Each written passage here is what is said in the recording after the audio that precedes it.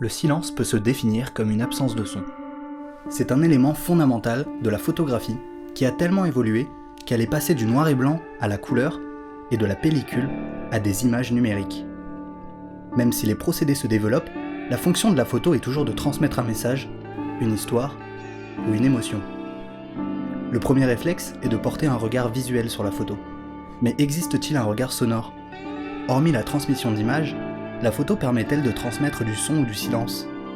La nature, le portrait et la mise en scène peuvent permettre d'écouter une photo. C'est une transmission libre, chacun à sa manière. Ainsi, la photo est un art du son, mais aussi un art du silence, du fait qu'elle ne produit pas de son, mais que certains photographes cherchent à capturer cette absence. À la manière de Joseph Sudek, un photographe témoin du silence. Après la guerre, il s'est reconverti dans la photographie et prenait sa vie quotidienne en photo, comme ses outils et des objets qu'il avait sous la main, ou encore des arbres à travers sa fenêtre. Il exprime sa tristesse dans ses clichés en transmettant le silence venant de sa profonde mélancolie. À l'opposé, après des recherches qu'il a menées, William Klein a travaillé le rapport son et photo en créant des photogrammes. C'est une technique de photographie qui ne nécessite pas d'appareil photo.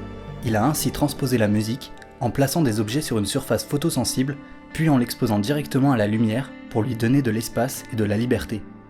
C'est une manière de lire et d'écouter la musique autrement, par des formes fixes où l'on arrive pourtant à déceler certains mouvements.